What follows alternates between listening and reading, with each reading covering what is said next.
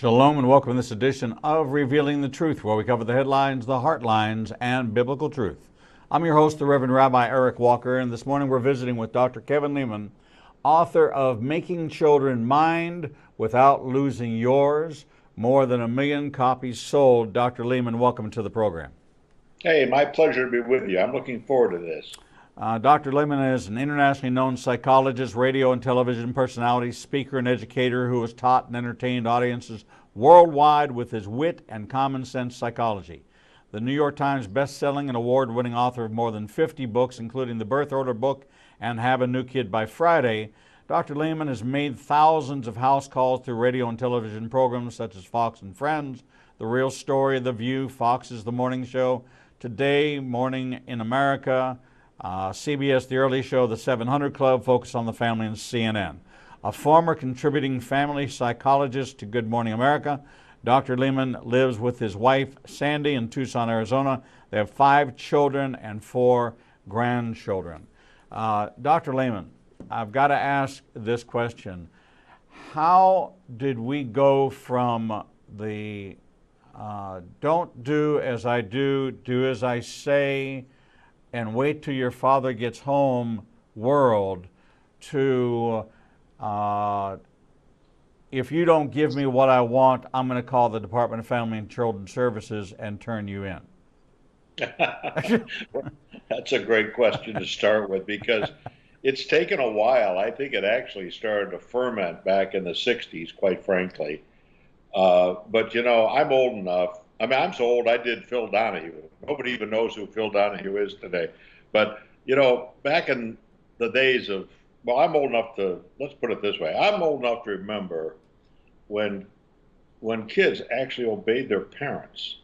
And now the whole thing is inverted to where parents will obey a kid that's shorter than a yardstick. I mean, it's absolutely crazy. But it's taken a while. And I think one of the faults of American people, and the Canadians join us in this, is they brought up kids to feel like they're the center of the universe. Now, again, you could be a flat-out heathen and answer this question. If you bring up a kid to feel like they're the center of the universe, where's the room for Almighty God in a kid's life? Amen. And I'm not that smart, but I can figure that one out. There's no room for God in a kid's life if they feel like they're the center of the universe. So it's taken a while. I think we knock ourselves out as parents today trying to create happy children. I know when I show up at a speaking event, it's very common for someone to say, "Oh, Dr. Leman, we're so glad you're here because we too want happy children." I can't even say that with a straight face because it's so ridiculous. But to quote myself, which is sort of fun to do from time to time, an unhappy child is a healthy child. You almost have to repeat that one. What was that one again? An unhappy child is a healthy child. So there's times, parents, that your son or daughter has to be unhappy. Why?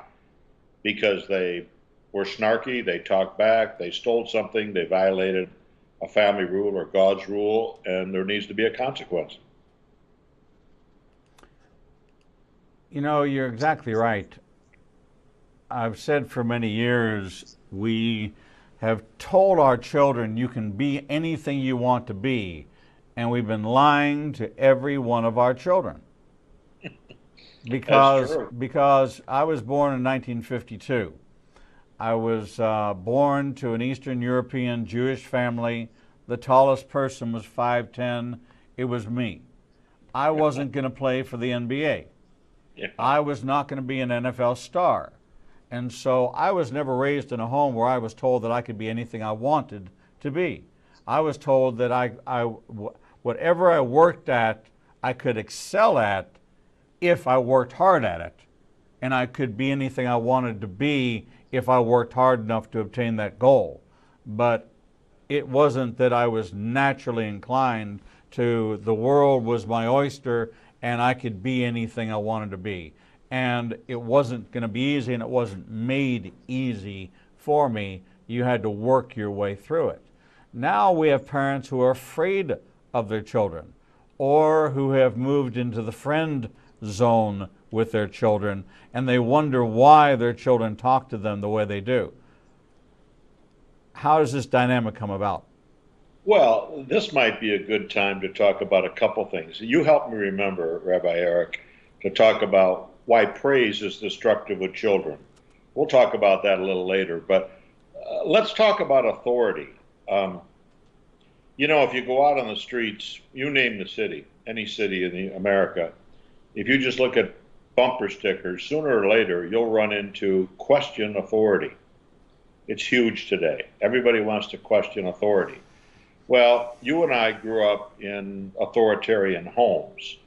My father, who had an 8th grade education, would say things like, "Hey, bedtime." And he'd point his finger toward the bedroom. if you didn't move, he came back with, "Hey, Kevin, you want to go to bed under your own power, or you want to be ricocheted to bed?" But the point was what? You're going to bed. Well, that's the authoritarian. Well, for many adults, and certainly in our vintage, that still seems okay. But I'm here to tell you that if you bring up your kid with authoritarian means, okay, your kid is going to rebel sooner or later. You're planting the seeds of rebellion in that kid's heart and mind. Now let's go to the opposite extreme and meet the permissive parents. Now these parents, you walk 5 feet and you step on them. There's so many of them. And these are the ones that are knocking themselves out, trying to make their kids are happy at every turn. They have them involved in way too many activities. They'll say things to their kids like, "Hey, would you kids turn that music down? I'm trying to finish your English assignment." They snowplow the roads of life for children. They enroll their kids in non-competitive soccer because they believe every child should be a winner, every child should get a trophy. Again, I can't say it with a straight face, it's so ridiculous. But here's the kicker.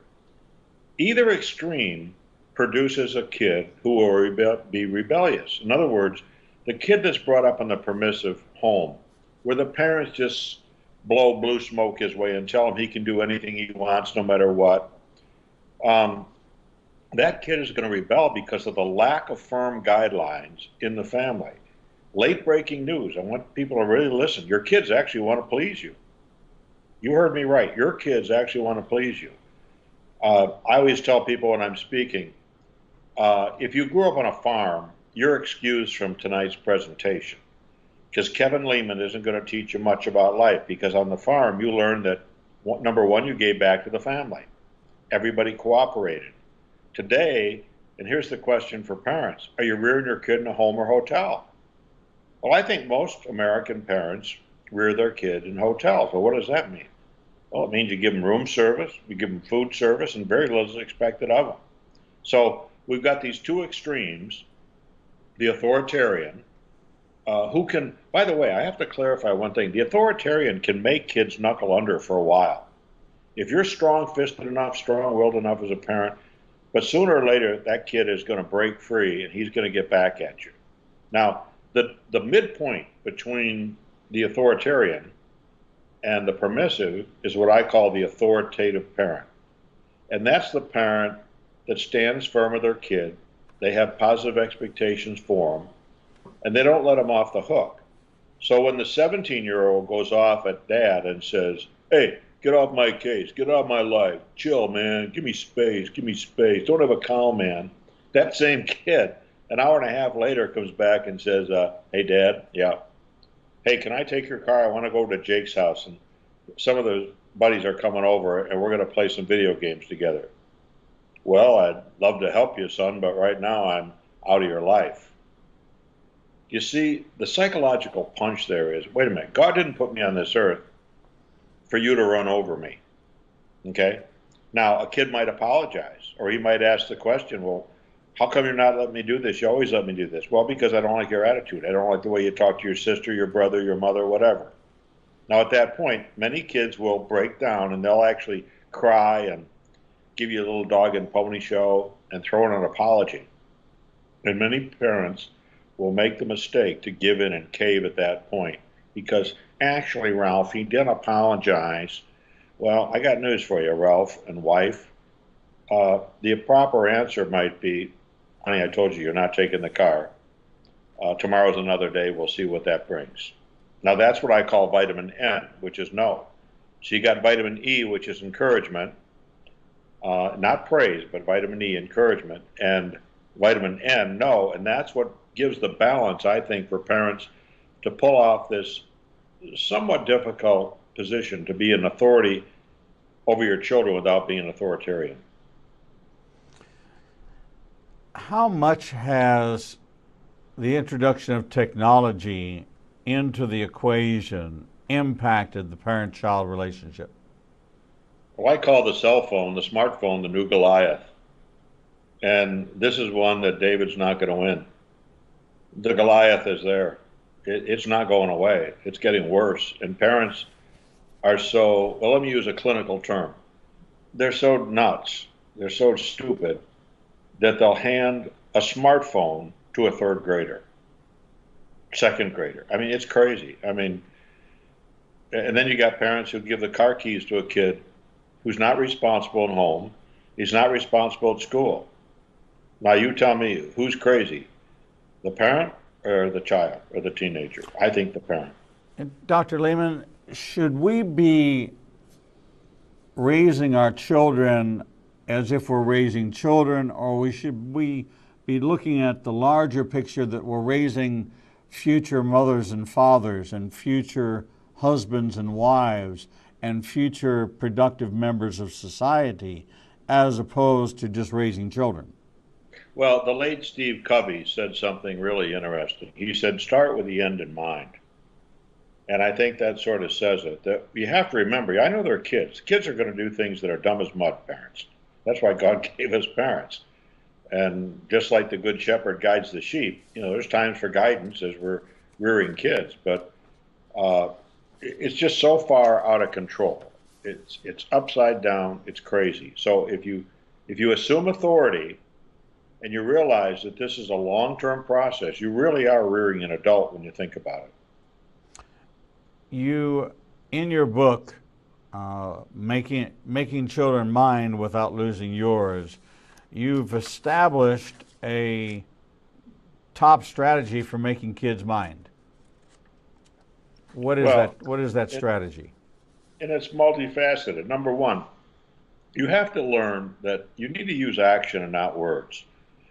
Parents talk their mouths off at kids, and kids tune us out almost immediately. So on a daily basis, let me give you an example. Your 12-year-old is supposed to clean their room, let's say on Tuesdays and Saturdays, okay? And they don't. And it's Tuesday, it's not done, with no reminding. My suggestion, hire 10-year-old daughter to go in and clean 12-year-old's room and pay for it out of 12-year-old's allowance. I call that reality discipline. If you have a car, you can take it down the car wash for $10. If you're lucky, they'll wash it for you. Or you can stay home and wash it in the driveway. So what I'm saying is, let the reality of the situation become the teacher to a child. And so kids, let's take a young kid. He's just 4 years old and he wants a candy treat at a mall. And typical parent says, honey, we're not going to have candy now. It's almost dinner time. We have to go home. And the kid throws a temper tantrum on the floor. Well, what do you do as a parent? I suggested Making Children Mind Without Losing Yours. You step over the child. There's a great temptation to step on the child, quite frankly. Don't do that. That's very illegal and very bad. But when you step over the child and you walk away, watch what happens to that little ankle biter. He comes after you. He does a belly flop in front of you a second time. And what he's saying by his behavior is, hey, I am in authority over you. And so I would say to parents, number one, use action, not words. Number two, I think a great strategy is learn to respond and not react.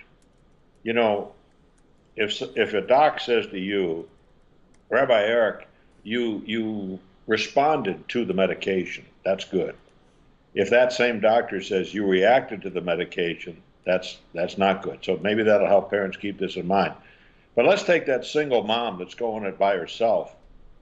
And it's a Saturday morning and she's having breakfast cereal with her little 9-year-old son. And 9-year-old son looks up and says, Mom, I want a pony. A pony? She's got a deep voice. A pony? That's the stupidest thing I ever heard of. Where'd you get an idea like that from? I'm talking, if a bird had your brain, he'd fly sideways. Where do you get things like that? Well, that's a reaction. Well, let me give you the response. The response is, Mommy, I want a pony. Wow. Can you imagine having your own pony? Can you imagine riding your pony to school in the morning, waving to all the kids at the bus stop, going down there, tying up your pony at school? The bell rings for lunch. Everybody goes down to the cafeteria. Not you. You got to go check on your pony. The 9-year-old looks up and says, Yeah, Mom, but we live in a 2-bedroom apartment. We can't have a pony here. The kid will figure it out. Right. And then part 3 of your question, I would answer with really learn to use encouragement and not praise. We all grew up in a praising society. If you want to praise someone in life, praise God. God's worthy of your praise. And I'll give you an example of a report card that comes home. It has got 5 sparkling A's on it. Well, the traditional authoritarian-based parent says, Oh my, 5 A's, I am so proud of you. I'm calling Aunt Martha and Aunt Sally and Uncle Jack right now. Oh, your father's going to be so excited. Here's 3 kisses and a $20 bill. And people say, Hey, Leman, what's wrong with that? I mean, the kid got 5 A's. Well, let me just give you a little different take on it. Let me show you that same scenario using encouragement rather than praise. It goes like this. Wow, 5 A's. You knocked it out of the park. It looks like all that hard work you put in, honey, really paid off. Congratulations. Fist bump. And guess what, parent? You just saved yourself a 20. And, if we begin to associate reward, performance-based activity or conduct, we're setting the tone in all cases that there should be an expectation that if I do what I'm asked to do or do what I'm required to do, that there's going to be some reward for it. Yeah. Well, that's the carrot seeker. And we have a nation of carrot seekers who, quite frankly, kids today demand and view reward as their right. I have a son who's executive producer of the hottest TV show in America today. And he told me recently, he said, Hey, Dad, it is so hard just to get people who are willing to do what you ask them to do. And everybody wants to start at the top. No one wants to start at the bottom and work their way up. And those of us who grew up a couple generations ago, I mean, we look at today's kids and I mean, we shake our head. I mean, you wonder where our country's going, quite frankly, based upon the kind of leadership that we're going to get from a bunch of spoiled brats that have been handed everything to them. They don't have a good work ethic. Again, I grew up poor, and I'm very thankful I grew up poor because I grew up to learn the value of a dollar. I met my wife when I was a janitor in a hospital. In my own career, I graduated 4th in my class in high school, but it was 4th in the bottom. It wasn't 4th in the top. I got thrown out of Cub Scouts, college, several things. I shouldn't have too big of a list, should I? But nevertheless, I didn't grow up with a silver spoon in my mouth. I learned the value of a dollar. But I had parents that loved me and held me accountable. And I was a tough one to hold accountable because I was the youngest in the family, and I had a sister who was perfect and still is to this day, and a brother who was near perfect. As the youngest, I learned to be the best at being the worst. So as a shrink, I've shrunk myself. I've figured myself out. But when I go on network TV, it's very common that I'll hear the cameraman laughing or the lighting guy or the audio guy. And to me, that is hog heaven because that's who I grew up being. I was the entertainer. I was the one that made people laugh. So now I've started schools out in Arizona where we put authority in the classroom teacher's hand. Rabbi Eric, I'm telling you, if you would come to our school and you'd see that in action, you would walk away amazed because we don't accept excuses. Talk to the hand for all you parents that want to make excuses for little Buford and Festus. And if little Eric, by the way, you might like this one. If little Eric misbehaves, I tell parents, hey, we'll handle little Eric. We have professional people here. But if Eric gets to a point where he's disrupting the whole class on a continuing basis, I said to the parents, listen, you expect a call from school. But they about fall off the phone when they realize that the call from school is coming from little 12-year-old Eric who says, I don't know how to behave like a sixth grader, and you need to come pick me up now. So when you build in that accountability, and I don't care if it's a school system or a Fortune 500 company, a small business, a family, building in accountability is absolutely necessary if you're going to be successful. Kids who act out in public are, they bring out the worst in all of us as we judge the parent, we judge the circumstance, we judge the situation, and we watch how they handle it, either from appeasement to punishment and every method in between. Yes. What are your suggestions, and what do you recommend in the case of a child acting out in a public scenario? Well, number one, kids do that. It's called purposive behavior. In other words, the antisocial behavior that kid's engaging in serves a purpose in his life. He's probably reacting to the fact that you're too authoritarian. So he's going to make a fool out of yourself at his expense. See, in a power struggle, this is what you have to understand. You lose as a parent. And you got to get good at removing your sails from the child's wind. Because the adults are watching, and yeah, they're looking at your kid that's making a fool of himself, but believe me, they're looking at you and say, hey parent, what are you doing wrong here? So kids, I say on the back of Making Children Mine Without Losing Yours, someone once said, we have seen the enemy and they are small, and they're unionized. And even a little ankle biter battalion, they have a game plan. And lots of times kids will use those social situations to put you over the proverbial barrel. So number one, if your kid is being obnoxious, well, let's use the example of, I say, step over the child when he's having a temper tantrum in public. And people say, well, Leman, what do you do with the people who are watching this fiasco? Look them right in the eye and say, some people's children, and keep walking. And believe me, that little tyke, he'll get up and follow you. He's not going to make a fool of himself in front of strangers. That temper tantrum is thrown for your benefit. It's his way of saying, I'm an authority over you. And most of us as adults, hopefully we know that that's not the way to fly. You have to be an authority over your children. The child who,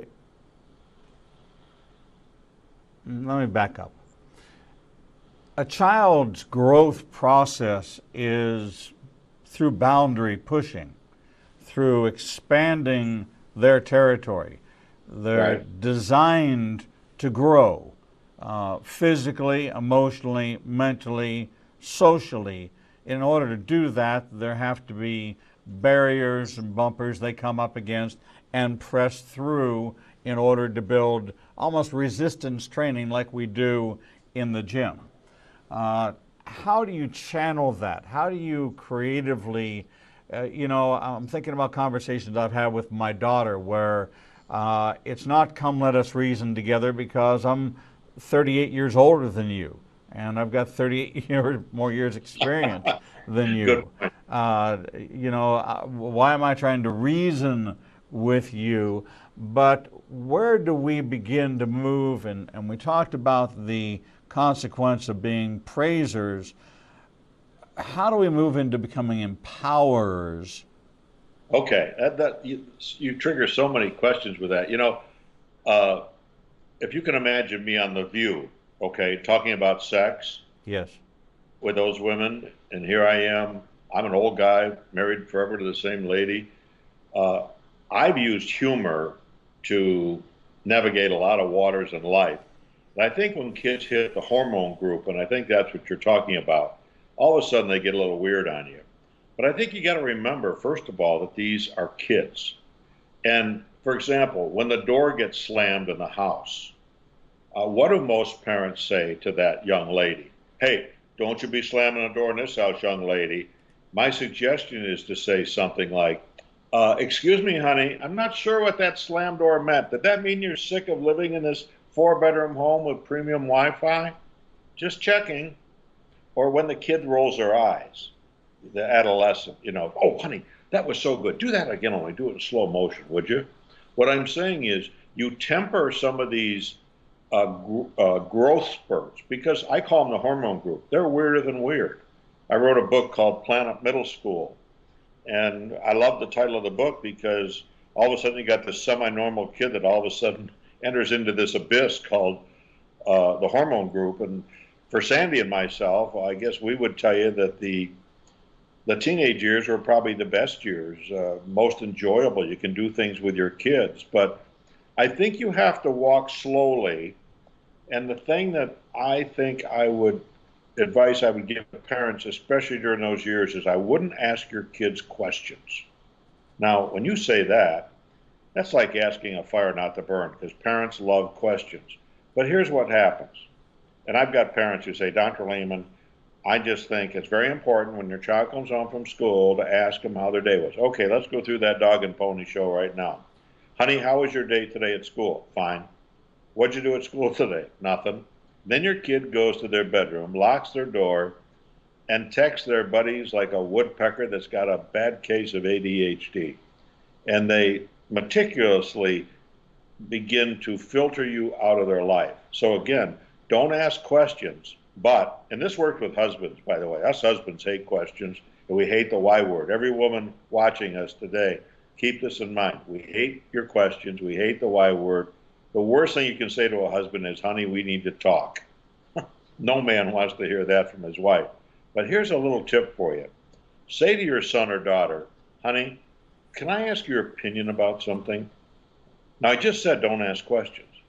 But if you frame it, can I ask your opinion? And ladies who are married, or you're going with this guy, you say he doesn't talk to you, try this. Honey, can I tap into your logical A comes before B mind?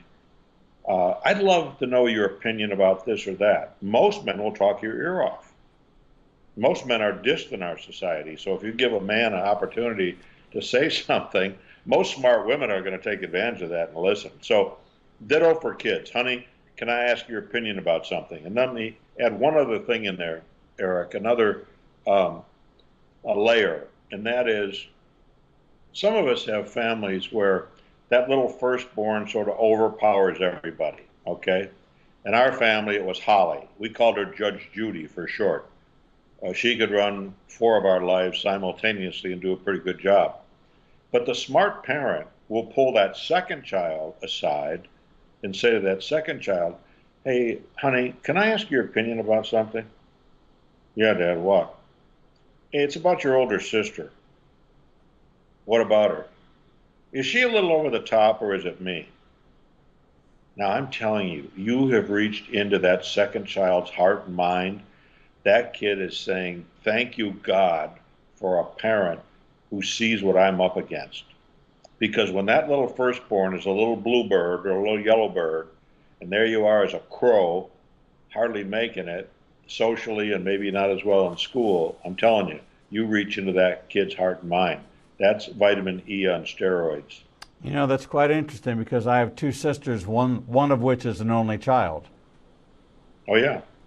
So I understand that.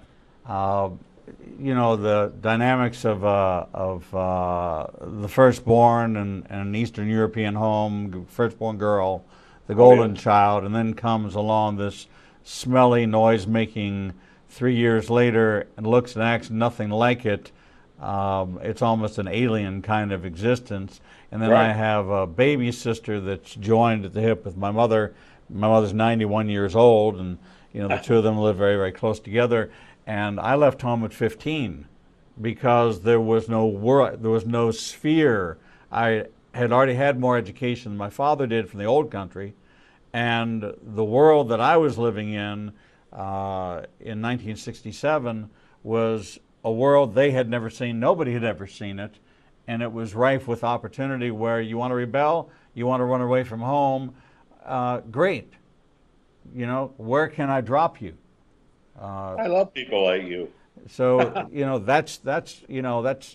I left home 50, almost 51 years ago, not to return, but make my way in the world. And here we are, and I'm talking to a world-acclaimed doctor about making children mind without losing yours. I know my father lost his mind in trying to raise me because we spoke two different languages. I mean, literally spoke two different languages. Well, I'll tell you something that's sort of interesting, and this just goes on your comments. I think people want to hear who we are, but graduating fourth and bottom of my class, as you get older, they give you honorary doctorate degrees. The University of Arizona, where I got my degrees, gave me the highest award they can give to one of their own. I share it with astronauts and the creator of Sesame Street and some really high-level people. But when I got the call from Williamsville, New York, where I grew up, outside of Buffalo, and they wanted to put me on the Wall of Fame, I said, "Say what? Repeat that to me." I said, "I'm going." And my mother was 90 years old at the time. And we drove up from Jamestown, New York to Buffalo. And here's the conversation we had in the car. I said, "Hey, Ma, we fooled a few people, didn't we?" She said, "Oh, honey, I am so proud of you." And I said, "Remember the night that cops brought me home?" And she said, "Oh, I do. But you were such a good boy. Do you remember when I got caught with the stolen sweaters?" "Oh, I do. But you were such a good boy." And you know what? A mother's love, a father's love, permeates everything. And with all that shenanigan kind of stuff that I was involved with as a kid, I knew deep down that my mom and dad loved me. And again, if you're one of those adults who grew up with parents that really loved you, you ought to be a pretty decent parent today. You shouldn't be falling prey to being the permissive or the far too authoritarian parent. It's interesting. I told my mother at 91 that her son had spent a night in jail in Columbus, Ohio, and she was a University of Ohio State graduate. And this for the last 70 years would have been just the worst conversation in the world. And she just started laughing. She said, "Well, what happened? How did you get out of it?" And I said to the judge, "If you make me call my Jewish mother and tell her that I'm going to be locked up for a year in jail in Columbus, Ohio, I will be the embarrassment of my family. Please, Your Honor, whatever I have to do, don't make me call my mother." And he fined me $25 and time served for the one night. He said, "Because this is by far the most honest argument I've ever heard in defense of a defendant. Your real fear in life is don't make me call my mother." And that was my real fear. And it took until she was 91 years old. And I told her this story, and she started laughing. And she said, "Why did you wait to tell me?" I said, "Because I didn't think you could handle it for the last 40 years. I love it. That's so cute. What's behind this "I want to be my child's best friend" business? Well, I think guilt. I think guilt that we have gone our separate ways as parents. We've let the kids sort of fend for themselves. We got our kids in too many activities. I think it's vitamin G, which is guilt. And guilt is the propellant for most of the lousy decisions you will make as a parent. I'm convinced of that. And so we do too much for kids. We put too many spins on things. We rescue them from too many things. It's a terrible way to bring up a child. I shouldn't say this publicly, but there's some similarities in rearing a puppy and rearing a child. And the biblical admission is train up a child, okay? Well, I'm here to tell you that most Americans don't train up their children. They train them down, if anything. Right. In fact, here's a young mom going into a grocery store, and she's got the 11-year-old and 9-year-old on her hands. And before she goes in, she has a little talk with the kids. Here's the talk. "All right, listen up. No running around, no fooling around, don't ask for any candy because the answer is no. I got to run in here, get a few things. Your father's going to be home in a while. I got to get dinner on the table. Now, is that training up or training down? I think it's training down. And so you're really saying, I expect you to misbehave. So when mom grabs the cart, the kids take off immediately. She's finally at the checkout line with her debit card, and all of a sudden, she sees them on the conveyor belt, M&Ms, plain and peanut. Now she's going to clean their clock. Now she is angry. You've disobeyed me. She's about to wind up on them and let her authoritarian roots come to bear. And she looks up, and who's in the next line but good old Rabbi, Eric himself. Oh, hi, Rabbi, how are you? Good to see you, blah, blah. All right, but then there's no more candy for life. And so we cave. We tell kids one thing, we do another, and that isn't training up kids. And to finish the sentence, in the way he should go does not mean the way you should go, parents. It speaks of the individual bent of each of your children. So you have to treat your kids differently.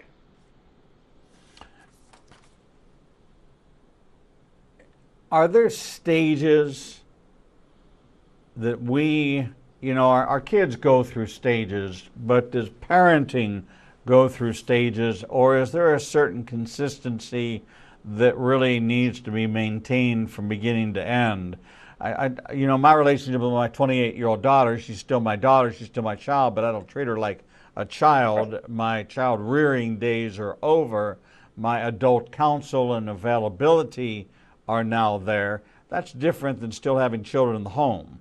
But does our relationship with our child grow with them, or should it grow, or is it the consistency of a dynamic parenting style which creates clear, firm understanding, boundaries, and the vitamins you talk about? Does that keep it from it being a moving target?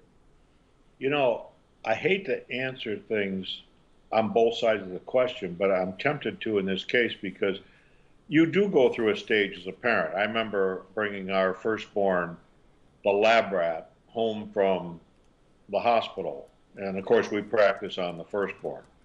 And my wife was having a hot flash, so to speak, and she looked over at the heat gauge in our home and she said, "Did you turn the heat up?" And I pushed it all the way to the right. I said, "Yeah." And she said, "What is wrong with you? It is so hot in here, I can't breathe." I said, "My little daughter is not going to be cold." And she looked at me and she said, "Honey, this is not an African daisy. This is a child." And so I think we do go through stages where when we're a first parent, we're sort of in awe of how much dependency is there upon us. And I think, to use your words, we grow along with the kids.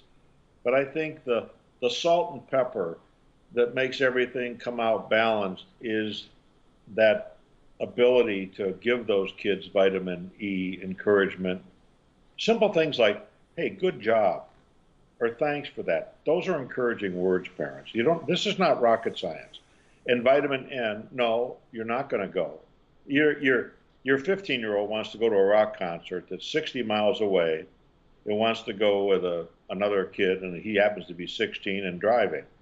Well, when most parents are asked that question, I can tell you what they're going to say. They're going to tell you, "No, I'm not giving you my hard-earned money to hear you listen to some freaky group sing." Well, you'd be so smart to say, "Wow, and how much does it cost? And you want to go that far? Man, that must be a great group. Hey, you don't have a CD of them I could pop in my car and take to work. I'd love to hear them." Now, if you say that to your kid, you've thrown him a curveball right underneath his chin. He can't quite figure you out. Now, am I saying cave and let the kid go? No, I'm not saying that at all. I'm saying listen to him, hear him out. But then be an authority. And the bottom line is, honey, I talked to mom about it. We came to the discussion that the realization this isn't a good move, not now. I know you really want to go, but unfortunately the answer is no. And the kid will live with it, and so will you. The child hears no, they go to their room, they cut themselves off, and the parent makes it their mission that they have to have this discussion. Is there anything wrong with, Scripture says, don't go to bed angry? Well, it's really talking about husbands and wives. Right. But is it okay to let your kid go to bed angry? They don't like your decision, but you're firm in your decision. Or is the better parenting method to talk it out in some form or fashion? To answer your question, I think it's better for the kid just to go to bed. He can sulk and be mad and angry. And quite frankly, sometimes parents saying no to certain things for kids, that's their way out. They're almost wishing you say no because they can tell the peer group, well, I want to go, but my mom and dad won't let me. And it hangs on us. See what I'm saying? So it almost becomes productive for the kid to have a parent give them some vitamin N. So again, keep in mind that an unhappy child is a healthy child. We want to rear kids to be adults. We want to walk with them, but we want to call a spade a spade. And when kids get snarky, and all kids will get snarky and they'll be disobedient, it's not the end of the world, parents. Just remove your sails from the child's wind. So when they start blowing and saying some things that are not true, I've learned this on the talk circuit when I'm giving talks around the country, and somebody just blasts you. They don't like a thing you've said from the beginning, but you got a standing ovation. That's always the hard part for me to understand. You get a standing ovation, but this one woman doesn't like a thing I said. 8,000 people. And she ripped me for about 90 seconds. When she was done, my response to her was this, Eric. I simply said, you could be right. Next question. And 8,000 people applauded the statement, you could be right. Fighting's an act of cooperation. I'm not going to sit there and fight with her in front of 8,000 people, waste everybody's time. And so again, parent, you got to know where your port of call is on the sea of life. Do you have a port of call? Do you know where you're going? You're the captain or co-captain of the good ship family. And there's times that your kids are going to mutinize. There's times that you may have to throw one on a life raft. But the point is, do you know where your ship is going? Do you know where you're headed? If you do, kids are going to follow your authority. I wrote a wonderful little book called The Way of the Shepherd, and one that I guarantee you, Rabbi Eric, you would love The Way of the Shepherd. It's a management book using ancient principles, and it's been in hardback since 2003. That's how good it is, and it's a wonderful little book. But I make the point that the Good Shepherd would go way out of his way to pull that one little sheep into the flock. But sheep that are supposed to be stupid, check this out. They bring in a shepherd that looks exactly like the real shepherd. They digitize his call.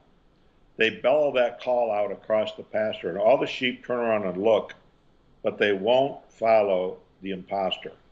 So sheep are supposed to be stupid. I'm here to attest the sheep are very smart. They know the difference between a real leader and a fake leader. And parents, you've got to be a real leader.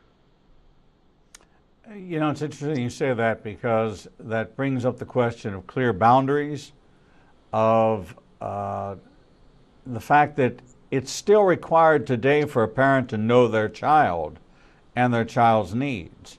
We seem to have abdicated the 8 hours a day at school and then an hour on Sunday at church to somebody else. So that's 41 hours of us pushing the education and parenting role off. And then when the child comes back from those stimuli, exhibit behavior that we begin to attribute to one or the other institution. Oh, you're learning this garbage at school. You're learning this garbage at church. You're bringing this, you're bringing that, you're doing this. Who are your friends? What are you doing? And all of a sudden you're grilling the child. We still have a responsibility to know our children and act as doctors to write the right prescription for what our children need. Whether they know it or not, that's the job of the parent. Or has that changed? Well, you're right. We outsource our children. I mean, if someone knocked on your door tonight, folks, and said, hey, can I take your Toyota? Now, there's a real American statement. Can I take your Toyota? Would you give it to him? No. You would. If you didn't know the person, would you give him No, you wouldn't. Then why would you give him your 7-year-old? Why would you give him your 9-year-old? I don't think we hold kids close enough to the home. I think we are too quick and eager to dump our kids in somebody else's lap with disastrous results for the most part.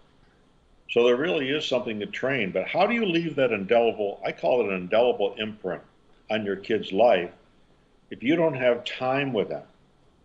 And I wrote a little book once, never sold many copies, but it was had a great title. It's not your, it's your kid, not a gerbil. It's your kid, not a gerbil. And we put those kids on that gerbil wheel sometimes, push them from activity to activity. In fact, I had a chapter in a book called Help. I'm a cabbie and my SUV isn't even yellow. And we run kids from pillar to post thinking it's good for kids. And all you're doing is diluting the impact, the indelible imprint that you got on your own kid's life. I don't know about you, but I want to make a difference in my kid's life. I want to share my values and my concerns.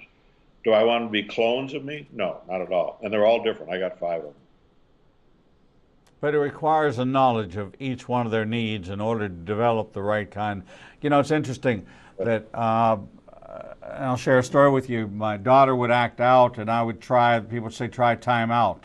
And I would put her in time out, and she would be just as thrilled as she could be. She was in the corner, and she was shadow puppeting, and she was contorting, and they said, well, then you need to get Mr. Spoon. And so I got Mr. Spoon. And that was just, you know, didn't work. But then it occurred to me, this has to be personal. So I took her favorite baby girl, her toy, and I said, I'm putting her in timeout. And I put the toy in timeout. And my daughter sat there with the toy and offered comfort and encouragement till the timer went off at 3 or 5 minutes, telling her toy, it's going to be okay, you're going to learn your lesson, you're not going to do those things anymore. You just have to listen to what Daddy says. You just have to be careful not to do this. He told you not to pick up the scissors, and you went ahead and picked them up anyways. And she would pass on the lesson to the toy, but I could never get her to respond directly to any kind of quote-unquote discipline. It always had to be to something that had importance to her. And that was the only way I was able to figure out how to get to her. Well, with 17-year-olds, you know, the keys are in timeout. I mean, I always say hit kids where it hurts with a car, not at 40 miles an hour, obviously, but, you know, you got to hit them where it hurts, things that make a difference in their lives. Well, sir, Dr. Kevin Leman, we thank you for being with us. We owe you an early cutoff because you have a show right after ours, but we can't thank you enough for the time, for the insights, for the wisdom. I encourage every parent, every grandparent to get Making Children Mind without you losing yours. Dr. Kevin Leman, New York Times bestselling author, thank you so much for sharing this hour with us. We wish you and your family many blessings for the holiday season and much success, and continue to change the lives of children all over the world. Thank you, sir. Thank you, Eric. I sure enjoyed talking to you. God bless you. God bless you. And that brings to an end our live broadcasting day, but that doesn't mean Igniting a Nation goes off the air. We broadcast here from our studios 24 hours a day, 7 days a week. You can follow us on Facebook, Twitter, Instagram, YouTube, and on WND-TV. And don't forget to subscribe to our teaching archives. Until we see you back here live in our studios tomorrow at 9 o'clock Central Time for the prophecy teaching, we bid you shalom.